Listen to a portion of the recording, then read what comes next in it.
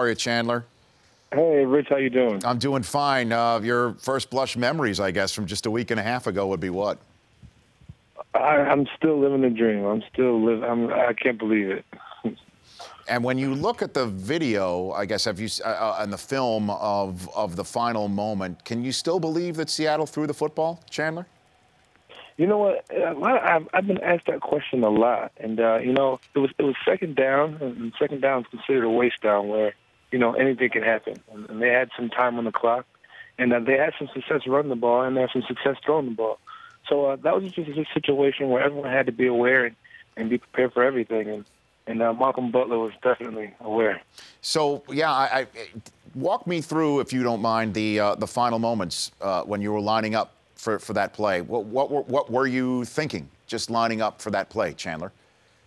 Like I just said, I mean, anything can happen. I mean, they came out more of a throwing personnel, but we call goal line, but kind of like a goal line personnel where there's some pass defenders in there as well. And Malcolm's name was called. If you see in one of the clips, one of the coaches, Coach Brian Flores, said, "Hey, Malcolm, run out there." So Malcolm ran out there and made the biggest play of his life. And you just played the clip of me running down the field screaming, and I mean, I couldn't even control that. Yeah, I know the screech.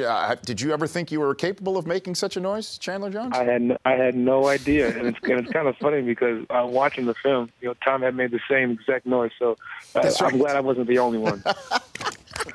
Yeah, I know you take your lead from Tom Brady, or most Patriots do, but I mean that does take it to the next level, Chandler. You're right. Exactly. It made me feel much more better that Tom made the same exact noise. I'm on the phone with Chandler Jones here of the Super Bowl champion New England Patriots. Now, I know you were not there for the David Tyree catch. You were not there for the Mario Manningham grab, but all of that said, that's what every single New England Patriot fan that I was around right then thought when Jermaine Kearse grabbed that ball. What did you think when you saw the circus catch by Kearse? It was insane, actually, and talking about those catches with the David Tyree and the Mario Manningham, and that was another catch. But on that specific play, I was rushing the passer actually, and they threw the ball up, and Malcolm had made a few plays before that, and they tried him again, and he actually made a great play on the ball. It was a great play by Malcolm. He was in great position, but Jermaine Kearse just made a tremendous play, and I actually thought the play was over until I heard the crowd roaring again, and I looked and I saw the replay, and they said it was a catch, so I just had to run back down to the ball, and they said the ball's moving, the clock's going, so I was just ready to play some ball. How has Bill Belichick changed you as a football player, Chandler Jones? Not only on the field, but off the field, more of being a student of the game, and one thing is coming in as a rookie, he makes sure you understand the game more than, relying on your athletic ability. I know a lot in college I tried to rely on my athletic ability, but a lot of things that coaches do, I'm not sure what other teams do, but I feel like it's different, and I feel like that's what separates us from a lot of different teams. And even as a defense, I know a lot of offensive plays and a lot of offensive calls just based on just being more studious and just, doing things the Patriot way, as we would say. Well, how does he make sure that you know it? Is there a pop quiz? I mean, put a little bit more meat on those bones, if you don't mind. Everyone has a certain way. Well, mine it's just about intimidation, and I'll say it right here on this show. Coach Belichick intimidates me, and then I feel like he tells me to do my job. You hear all the time, do your job, and I feel like if I don't do my job, I'm going to get fired. So I put that stress on myself to know it, and then I feel like every player has their way of motivating themselves to stay things and do things right and just do things the Patriot way. So that's one of my ways to get motivated. I don't want to get fired. Is that the way that you feel that way because he's said something to you to that effect, or you've seen how he's dealt with other players who say don't make it to work on time? Is that where does that come from, Chandler? No. That's just my approach, and that's how you have to approach it. That's a business approach. Everyone has a job.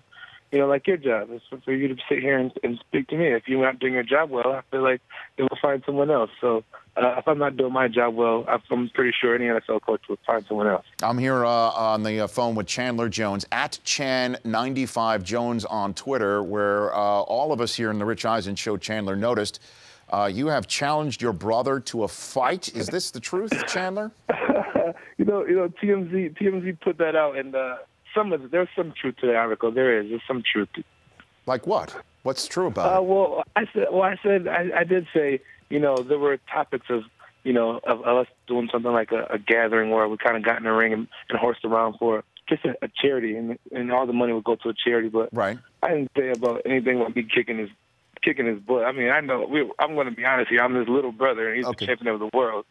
Yeah, he's a UFC lightweight champion, John Jones, and you just said Bill Belichick intimidates you. I would imagine stepping in to a fight with John might have the same effect, Chandler.